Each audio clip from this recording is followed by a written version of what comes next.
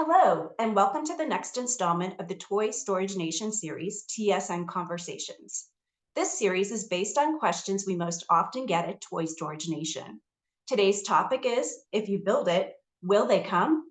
Today's participants are Steve Lucas, CEO, Managing Partner of the Storage Group, Charlie Fritts, President of Storage Investment Companies, Management, and Terry Campbell, a self-storage investor who has many years of experience in the business. I want to mention that all three happen to be Toy Storage Nation Advisory Board members as well. Thank you all three for being here. Before we begin, I was hoping you could each introduce yourselves and give us a brief background. Steve, can we start with you? Thank you, Amy. Hello all, my name is Steve Lucas and I run the Storage Group with Internet Marketing Digital Company and also have a software solution called Click and Store that assists in move-in and filling units and taking payments. Been in the industry now, a decade, so I've got a little bit of time here. Also spent a little time, about 5 years on the Larimer County Planning Commission, so I know a little bit about the commercial planning and the zoning, and if we touch on some of that today, I'll probably mention a few tidbits or experiences that I had there. So thank you. Thank you, Steve. And Charlie, would you mind introducing yourself? Hi, I'm Charlie Fritts. I'm with the President of Storage Investment Management. We're a self-storage management and consulting company. Been in the industry since 1990, so this is my 34th year. Long time. And we've been involved with everything from development to operations, a lot of operations, a lot of personnel management, a lot of security systems and things like that. I worked for, at the time I started in the industry with what was at that time Uncle Bob's. It had become Life Storage and now is part of Extra Space. I spent about 10 years with them and had been out with on my own with some partners until a couple of years ago when they retired, and I own the company now. Thank you, Charlie. And Terry. Sure. Well, give you a little bit about my history, my background. Technically, I'm retired right now. I don't know if it's forever retirement or a sabbatical. It could go either way, but I'm enjoying myself right now. I've been in the industry. January 3rd was my 29th anniversary in the industry. I retired at the end of January. My first 20 years was I was with Betco.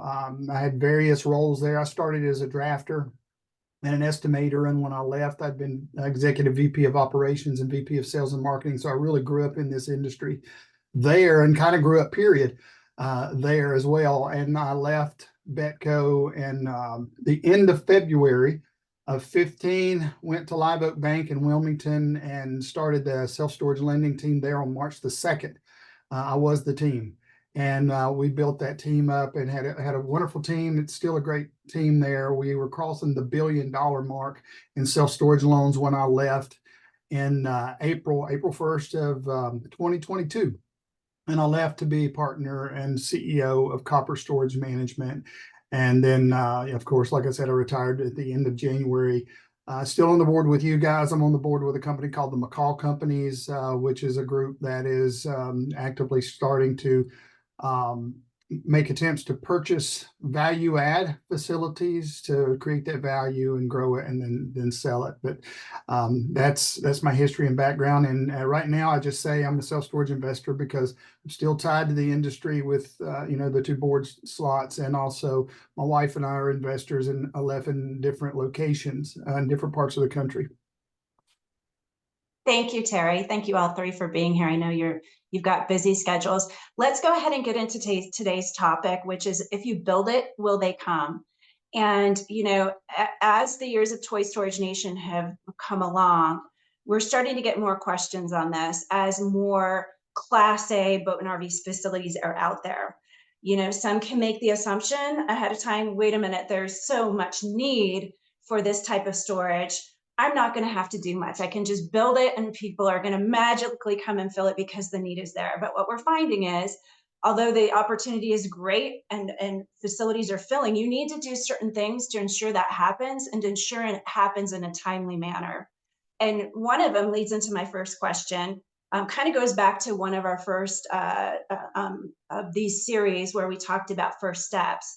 And if you want your site to fill, you need to do your due diligence before you even develop and make sure you're in the proper place. So when you're looking at a Class A boat and RV storage facility or in the exploratory stages, what can be done or considered to ensure that you will quickly fill a site when it's finished, whether it be feasibility, which obviously you're looking at the location, the unit mix, the size, but what are some things you want to look into before you even decide you're going to build in a certain area? So Terry, can we go ahead and start with you?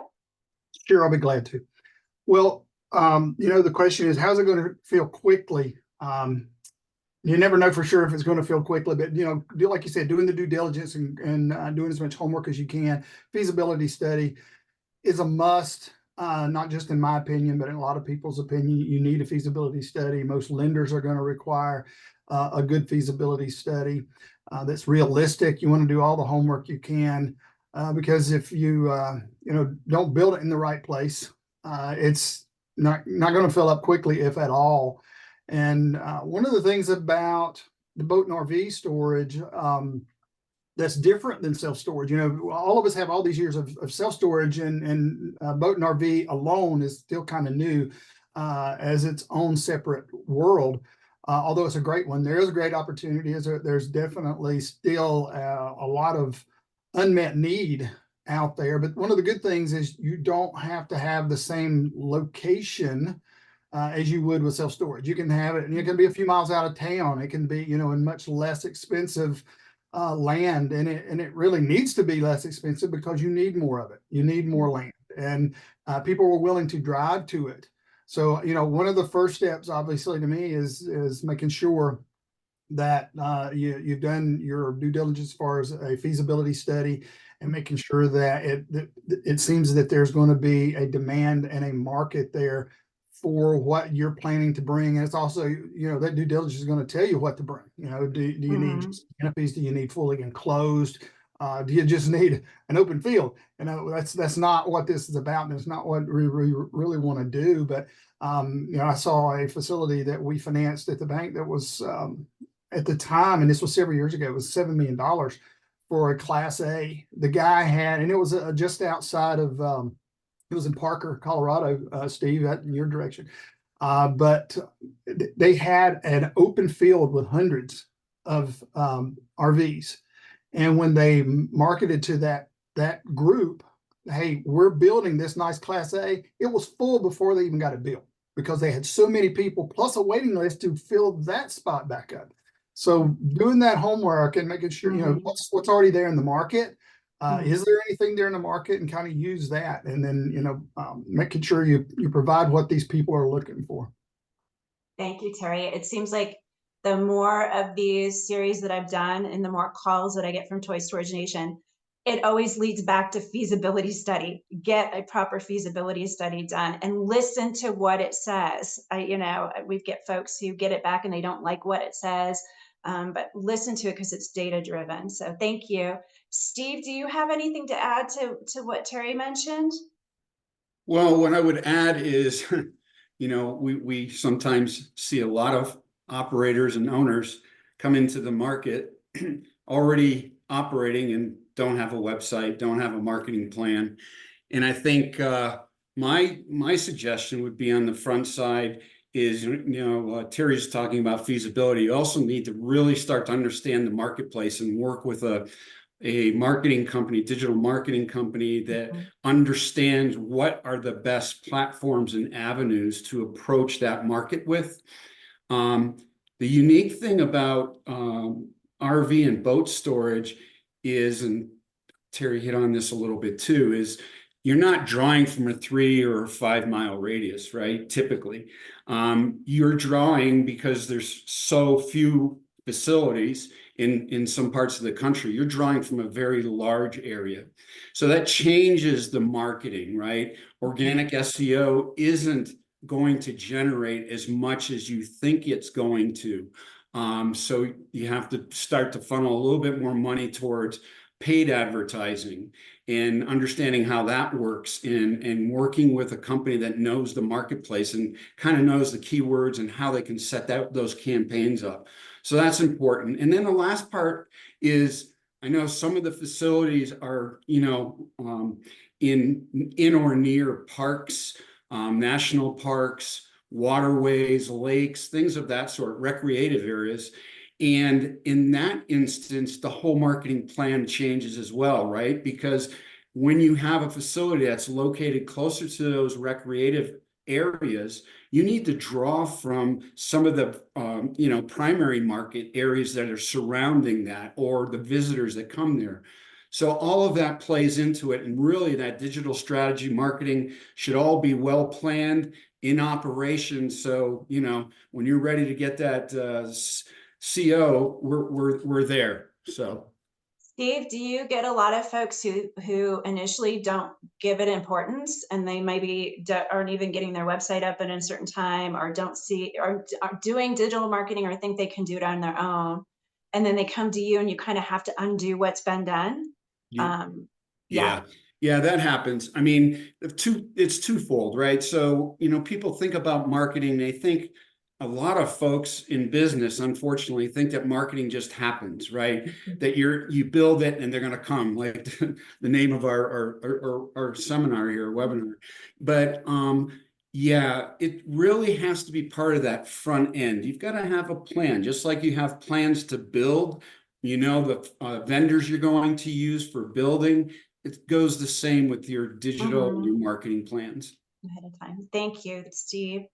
Charlie, did you have anything to add? And it's okay if they covered it too. Yeah, I think these gentlemen did a great job.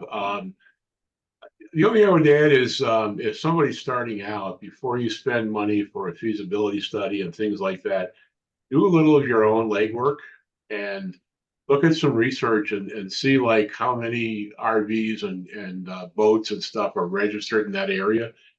Those records are available to purchase or to look at, and also do some legwork and take a look at the existing facilities. Most of them aren't very much. They're going to be maybe fenced, maybe not, maybe in the city on a vacant lot, not very secure. So I think you want to know what you're up against, and I think you definitely want to know the demographics of the income for the population, because if you're going to build a Class A facility, you want to get the Class A tenants that are going to bring the $500,000 campers and the $400,000 boats there, not the fishing boat that they bought for $150 from the neighbor, that they may not pay rent on anymore and may leave it for you to be a souvenir. So it's one of those things. Do a little research, see what's going on. If the area looks good, then make sure you've got some land that can work, and then get a feasibility study done by a professional that can give them good information. And then you definitely have to set up the marketing. You definitely have to, do it right. But that's the way to have to do it. It's like anything else. There's some research required to get started. Yeah. Thank you, Charlie. Go ahead. I was just going to say, I think that Charlie made a very good point. And you want to have, this is kind of the whole premise of Toy Storage Nation, is helping to advance the Class A type things. And that was a great point he just made, in wanting to get the more expensive toys in there, because people are willing to pay more for it. They're willing to pay for amenities.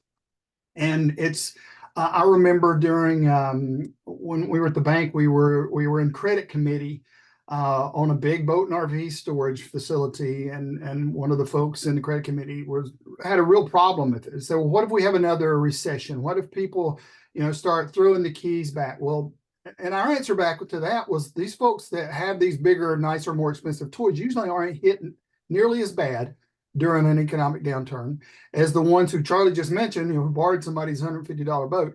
they're not usually hit that bad, so they're not going to give up their toys. And even if they were hit that bad, and they do have to turn the keys back over, well, the bank is typically not going to bring that RV and park it in their parking lot. They're still going to need somewhere to put it until they dispose of it some way, shape, or form. So all the way around, whether it's the bank owning that, whether it's the original owner or whatever, having that higher type product that you're offering the service to makes a big deal. And I just wanted to say, I think that was add a little anecdotal example of what Charlie was just saying.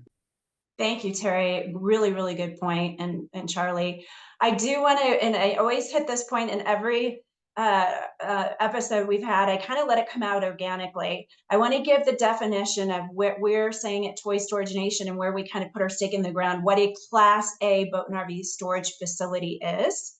In case you're getting to this video, maybe from another way other than our website. So when we're talking about Class A, it needs to have 4 simple things. It needs to be covered, whether that's enclosed or canopy. It needs to be paved in some manner, or it could be something like a true grid. It needs to have a gate, and it needs to, oh goodness, gate, covered, a fenced. Sorry, that's the first time that's happened to me. This will be the one everyone watches, right? So it needs to be fenced. So those are the 4 simple things. And then on top of that, any type of technology like a Nokia or something like that is going to make it an A+. And then of course, along with all this, when you're looking at Class A facilities, these are folks with these expensive toys that are looking for conveniences and amenities, which allow you to get some ancillary revenue as well. And so that's where we really stake the kind of put the stake in the ground for this reason. As Charlie and Terry had mentioned, these are expensive toys. These are folks that want these toys protected, secured, and they want conveniences, and they're willing to pay for them. And they're happy clients, and they're willing to pay, what it takes, and you're not chasing them for money. So I will leave it at that. I want to go on to our next question. With regards to kind of timing and a little bit of urgency of why you want to get your Class A facility once it's opened, rent it out to a certain level at a certain point. What is the urgency? And I hear a lot of times it's about your banknotes coming due. Sometimes it's perception of what's sitting out there. So since Terry, you come from a banking background, let's go ahead and start with you. Well, definitely that payment. You want to start getting to it as soon as possible, because typically in these loans, especially on a Class A, they're going to be larger loans. And a lot of times, depending on the loan, depending on the bank, depending on your situation, you may have a lot of the operating deficit capital in there to help you cover the expenses and make the payments for a certain amount of time. It's one of the things we used to do is use the feasibility study and see, okay, at what point should they break even, and try to help pad that with some capital to cover payments and things, so they're not, coming out of their pocket with the original down payment plus feeding it every month. So we've always tried to help put them in a position to be successful by providing that. But you want to make sure that you get full quickly, so you don't run out of that money first before you get to that point where it's at break even. To me, that's the number one thing. You want to hit that note, and you want to try to get past the point where you're borrowing money to make the payments, which is exactly what you're doing within that loan. And if you can break even sooner, that loan can be closed and lowered, so you actually have a smaller loan amount and a smaller payment going forward. So to me, that's obviously the number one thing from my perspective. And again, from being in the banking world before. Thank you. Charlie, do you have anything to add with that? Yeah, anytime you have investors, if you're building a Class A, is a very good chance you're going to have some investors. Great point. And if you're fortunate enough not to have investors, the next thing after you pay the mortgage and you break even is to get to profitability. So there's distributions every month. Unless you're doing it for a hobby, everybody's in for it for the distributions of, what do I get back? And that's where you're creating your value if you intend to refinance down the road or sell it. Maybe you refinance and take some of the cash and go build another one. Or you sell it, or you pay off your investors, whatever it is. But profitability is where the end goal is, and that's probably the most dearest to the heart of those people. Mhm. Thank you. Steve, what do you think with regards to perception? If a site is quickly filling up, does that make more people come, or more word of mouth, that type of thing? Is there anything that you see from a perception standpoint? Oh yeah, absolutely. Here in Colorado, not too far from me, we just had a Class A open, and I talked to a lot of people because it's right on I-25, and a lot of people that I met said, "Hey, you involved with that? Are you involved with the marketing? We noticed that they're filling up, and and there were questions of how fast do they fill up." So I think that's really important. The other thing too, perception wise, but this goes more towards money and budgeting, as my colleagues were speaking about, is if you put that real push on the front end to fill as quickly as possible, that's when you can start rolling back the marketing a little bit, and you can start using that for other expenses, or for payments, of the note payment, or for partner payment.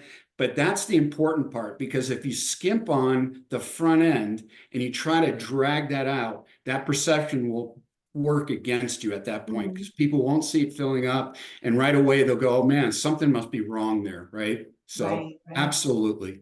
Great point. Very good point. This kind of leads us into our next question, and I'm a little careful with this because it's one of those questions that sometimes we get, and I'm like, oh, it's so different for every site. But is there an average time frame that a facility should get to a certain percentage of being full? Meaning, if I'm now opening my site, should I be concerned at a certain month in if I'm not a certain percentage full? What's an answer that you would give to that? And I know it greatly varies. That's a slippery slope question, but Charlie, can we start with you? Yeah, in my opinion, you should be able to lease about 25 to 30,000 feet a year of that space, if you've done it right and you're in the right market. And one of the things you want to benefit from that is, as Steve mentioned, is when you get it filling faster, you get momentum, and you get people talking about it. And the more customers you have, you also have the opportunity to get more Google reviews saying, they've had a good experience. This is a good place to go. Telling their friends, telling the dealers that sell this equipment and things like that. That's only going to help your business, and I think that's very important. But I think 25 to 30,000 feet in some markets. Some may do 50,000 feet. It all depends on the demand there and what the supply looks like. Thank you, Charlie. Terry, do you have anything to add to that? No, You got it. I agree with what they're saying. It's depends on the market. It depends on the pent up demand that's there. It depends on the location. There's just so many variables there. I can't really add anything else to that. Thank you, Terry. And Steve, I didn't want to leave you out if you have anything to add. And I'm going to start off with you with the next question because it really relates to a lot of marketing. But did you have anything to add?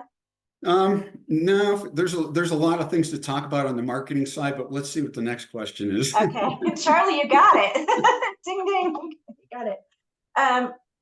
With regards to when and I think you kind of talked a little bit about this, Steve, but when a facility is in the construction phase, it's not open yet, but you can see the ground is breaking. I'm kind of looking for a timeline, I guess, first with regards to marketing.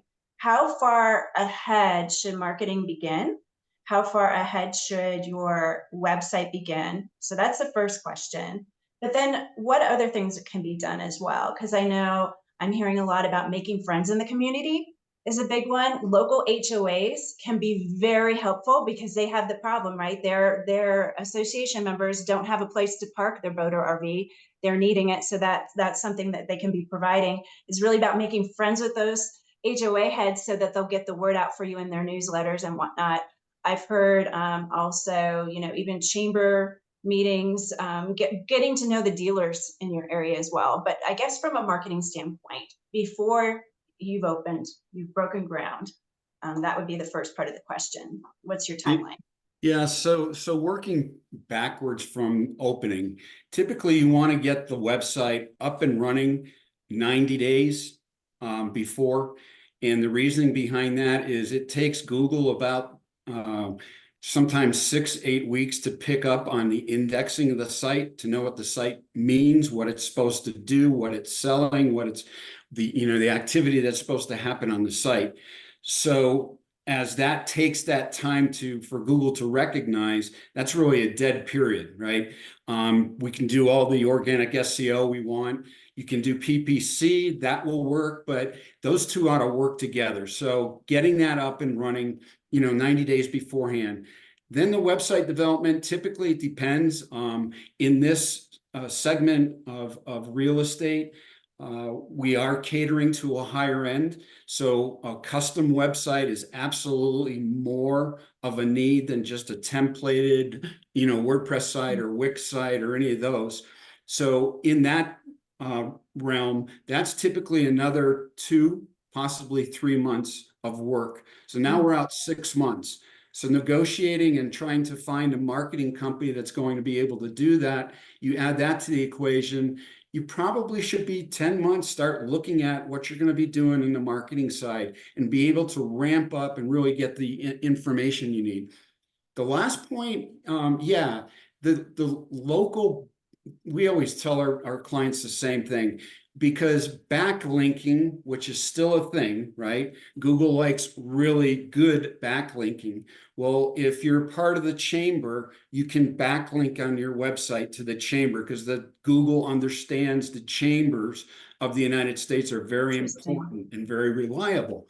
So those backlinking parts are really important. And yeah, obviously in any business, using your network, creating that network, getting your social media up and running, getting those likes and getting posts and asking questions, all of that is so relevant. The last part I'll leave you with here is, we were just talking a little while ago about, how fast a place, we should look at occupancy hitting certain high numbers. Things that are important on the digital side are good, better, best pricing. Because, as we've heard, when the facilities are built, the way the sun angle is, there's better places for people to store their units. And so taking part of that incremental income, but what that also does is it drives people to make a decision. So those things are very, very important with regard to the marketing aspect and timing wise. Thank you very much. We're lucky. I just learned something today about the backlinking. What about the actual design? Like, as you're in the construction phase, as you start to have things go up, I know one is signage right away. Am I correct in that you want to have very clear signage, even as you're in that construction phase, a coming soon or whatnot? Terry, I see you shaking your head. Yes. Yeah, And I just think the prettiness of the site too, a nice fence. yeah, as soon as you can. I mean, even if you're not moving dirt yet, you want a sign out there as soon as you can get it that, coming soon. Soon is a relative term. If it's 3 months, 6 months, a year, whatever, and let people know that it is coming. So, having a sign, we used to always do at the bank and at Betco, we would have a combo, sort of a sign with our company and the actual facility sort of in one big 4x8 sheet or something, showing who's building it and, hey, here's what's coming soon. And, will be available, spring of 2025 or whatever. And then a phone number, and, people can call that. You can keep up with their numbers and information until you get to a point that it's getting real. And you can't do too much ahead of time as far as pre-leasing. You can really just take their numbers and their information and call them when you're getting close to being able to offer a lease or something for them to be able to sign. Thank you, Terry. Charlie, did you have anything to add? Got it. A couple other things I hear some about are local TV commercials or just local, media sources. If there's a local newspaper or whatnot, what are your thoughts on that? Is that a good addition, Steve, to doing some digital marketing, or are you feeling that the digital is covering it? Yeah, well, typically, radio's still a thing, right? TV can get quite expensive quite quickly. But honestly, not taking away from those media outlets, but really taking a look at the penetration of what you can do in a digital market. That's why I keep going back to PPC, because honestly, PPC is still a relatively good return on investment, especially at this class of property level where you're renting units for a higher amount per square foot. The other part that's beautiful about this industry is, and we had an RV for 20 some odd years. When you find a place to store it, it stays there, right? Mhm. So length of the lease cycle is a lot longer. So, again, radio, we still see radio works in a lot of areas. And again, TV does work, but TV is darn expensive. Good point. Thanks, Steve. Does anybody else have anything to add? Otherwise, I'll move on. We're good. Okay. Yeah, I would just add that, you want to definitely get some marketing out, whether it be in person or you send information out, but kind of blitz the RV dealers and the boat dealers and other storage places and, anywhere you can that you think there might be an opportunity to get some referrals. Mhm. I definitely think that's worthwhile. The more you can get the word out, and as Steve mentioned earlier, the bigger, the more places you can get that word out up front, I think is really good. Thank you.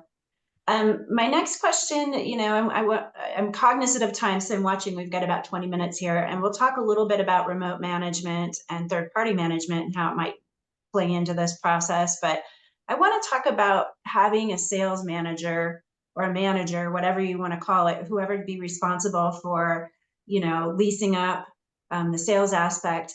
How soon into a construction phase do you see the need to have someone on site? Should there be a sales office on site?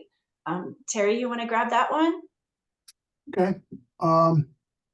Well, as far as having someone on site, if it's still an active construction site, you don't really want people coming out there anyway. So having phone calls and, some people just use a call center and start getting the calls. Then, if we speak, you mentioned remote management. I don't know if you wanted to sort of segue a little bit into that. I can. Wherever it takes us, and I can always loop back around for the other stuff, but yeah. Awesome. Because, having somebody on site during that period of time may not be the best. Like I said, if it's an active construction site, you just don't want anybody on there. If you're getting down to the final, just, punch list and things like that, that's a little different story.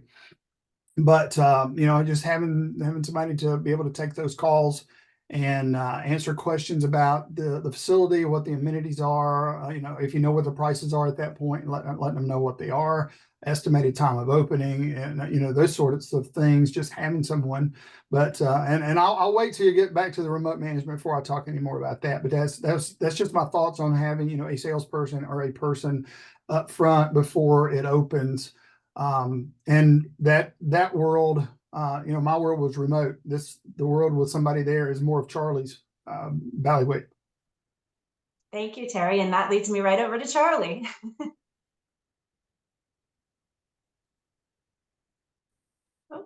Yeah, there we go. There we go. Yeah. For certain, I think you're dealing with a higher end customer, and I think you need to give them more attention than, remote is a very good system. I would say that the first year or two of leasing up, having a person on site with people skills and able to deal with people who may be pretty affluent or have higher expectations than the average Joe. I think those people need to have that better attention given to them. Once you're up and running and it's just a matter of replacing a few move outs here and there, I think the remote stuff is fine and you can save on payroll and it'll work out, pretty well. As long as they can get to a real person at some point, if they have a big enough issue that they want to, because I think that's very frustrating to most of us who try to call, a company and all you get is this phone tree that takes you to places where there's bots or whatever else. and they tell you the same thing that you already know. And, it's just very frustrating. And, Mhm. if you could just get 2 minutes to talk to a real person, you could get the answer and you could be on your way and, and happy. And instead you leave Right. unhappy about it. So I definitely think in the beginning, if you're doing Class A, you're doing it well, have that. Plus, in Class A, if you're getting a lot of amenities like dump stations and wash stations and things like that, things break down, things need to be serviced, people need to be explained, how do you do this? How do you work it? Mhm. I think that's pretty important in the early days. One thing I've talked about before with others is, that Class A is really about it being a higher level and the security and the protection and the conveniences and amenities. And really, from a manager's standpoint, you don't want to get into price haggling because you're providing a higher level of service. So, Charlie, is there anything you recommend for managers? A way of presenting a property or, leasing at a particular facility, or kind of a leading questions that you give them as far as how they approach someone that comes and is interested in leasing so that they don't get in those types of conversations. Sure. I think, we do the same thing in self-storage in the sense that we don't answer with a price. When someone calls and says, how much is your 10 by 10? We don't answer with a number. We ask them what they're going to store and how long they're going to store. And we get them talking and we try to talk about the amenities of the property and why it's beneficial. And really, we're trying to convince you why you should choose us. And it shouldn't be about price. And Mhm. especially in this case, if you have somebody that has a Class A motorhome or boat or whatever, and they're haggling over price, you may not want that customer anyway. Mhm. They may need to go to the cheap place and be happy with that. But if they're, most of these people, they're going to want quality for their money. I don't think they're going to mind paying as long Mhm. as quality is there to back it up. Mhm. They Is feel there's there value. is there any process that you recommend for training your sales manager? Is there kind of and it's always a conversation, and that's the key, is finding out what their needs are and then fitting what you have with what their needs are. But is there any type of training or, any guidance that you give managers if they're coming on new? Definitely understand what the product is that they're selling and how things fit. Some certain size boats may not fit in the storage unit or in a enclosed unit. It may have to be under a canopy. What's the benefit of a canopy versus enclosed? How do you justify the cost difference if you're in an enclosed space? It's higher security, more private, better. Is the other one, is the canopy better for their needs?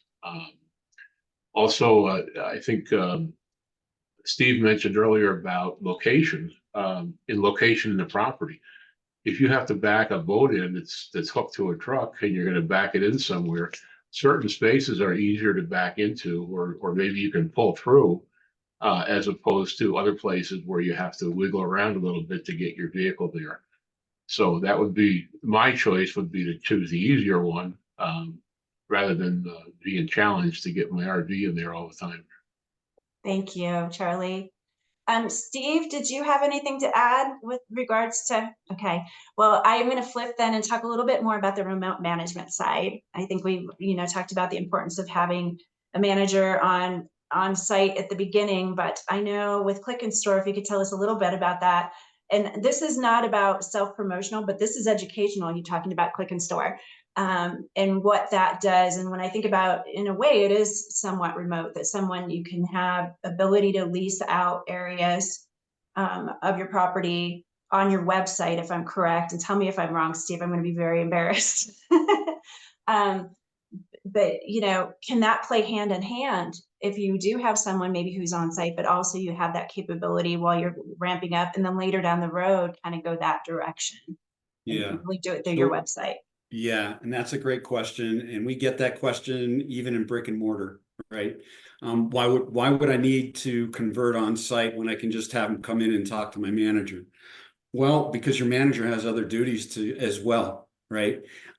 If they're out showing a specific client, potential renter the spaces that are available, somebody else walks in, wouldn't you want to at least try to get them some information? So having a little QR code on the door, here's our website, here's some additional information, so you don't lose the person that might be there.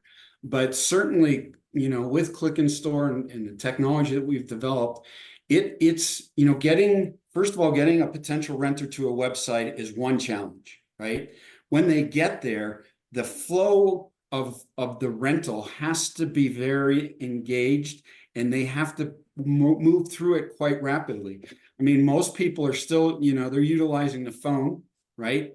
We get about 65% of rentals done on a phone. So it's very important that it works very well, because as soon as they hit a snag or a page goes missing or blank, they're gone. They're going somewhere else. Maybe not as much in this class of property as in brick and mortar, but still it starts to raise questions on the business itself. Do they know what they're doing, right? Because that's a outreach of your business, that digital area. And then the other thing too is to talk about, which websites do and Click and Store does very, very good, is talk about, as Charlie mentioned and Terry mentioned, the amenities.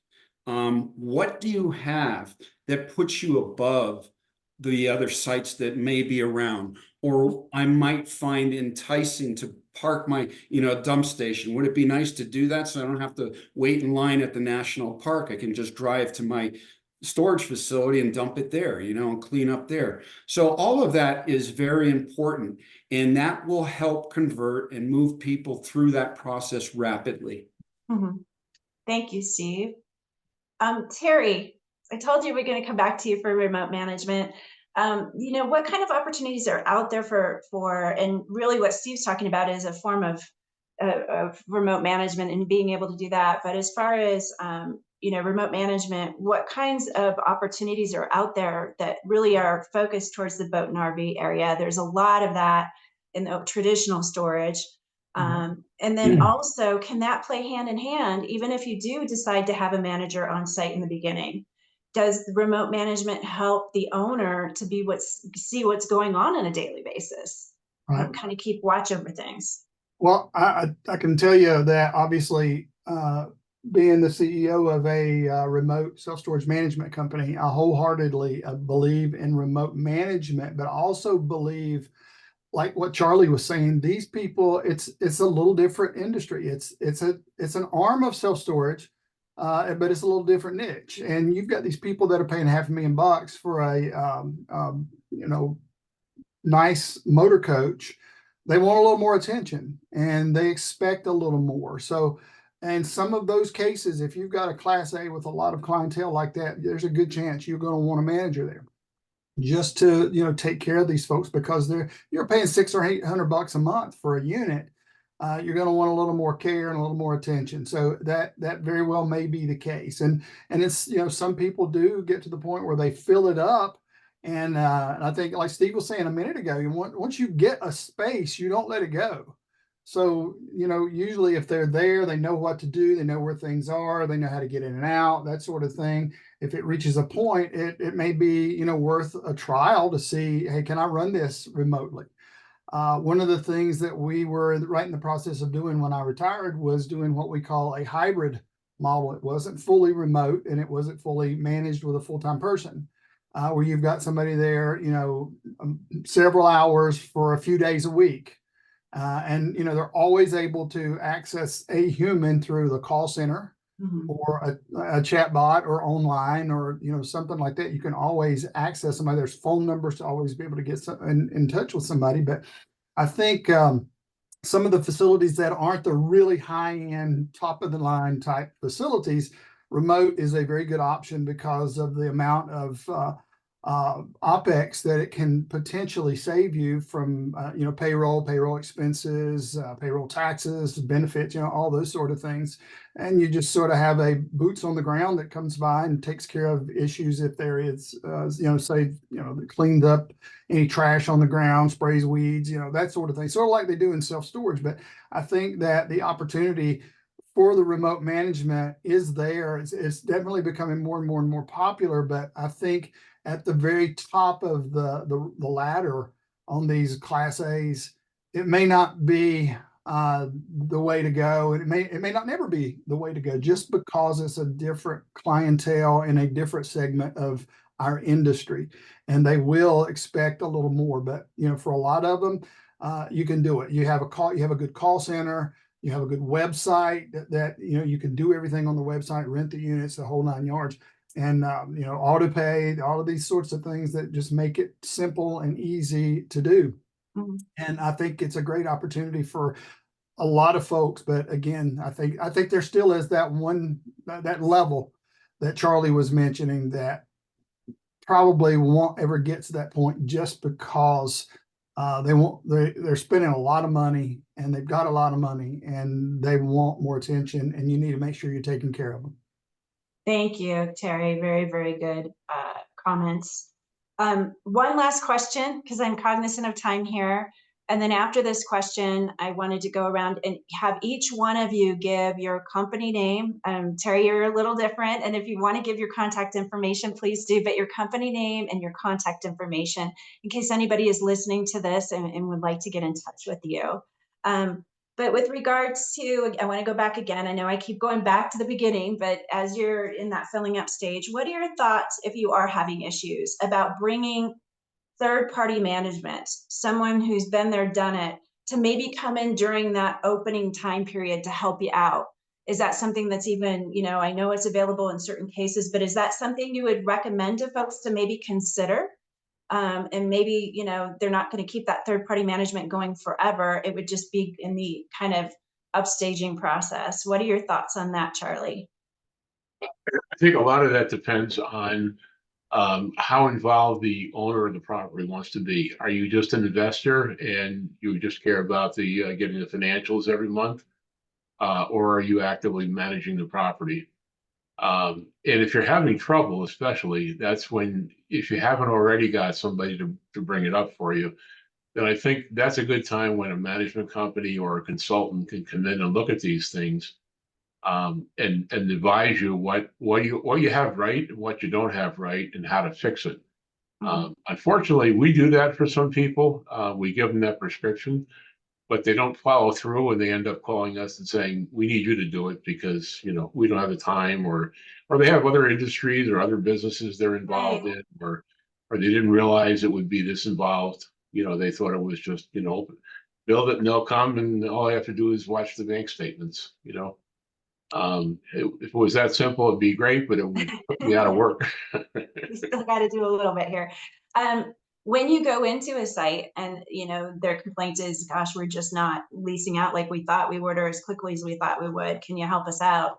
Are there a few things that you tend to find most often that they're not doing or that you need to tweak? Usually marketing, excuse me, marketing is one that can be very, very poor. That's the price situation. I can talk to a professional company like Steve's, and they'll give me a price for a quality product that's going to do the job. Or my nephew will do it for $2,000, and he'll do it once and done. And that's all you need for a website is once and done, right, Steve? Once and walk away. You're scaring me, Charlie. Yeah, I'm telling you, I see websites that haven't been updated in 5, 6, 7 years. They're really not doing any marketing. They don't have the right people behind the counter. If they have people on staff, they have people that are kind of cranky and not user friendly, and maybe not incented. Maybe they don't have an incentive to help the business grow or something. Sure.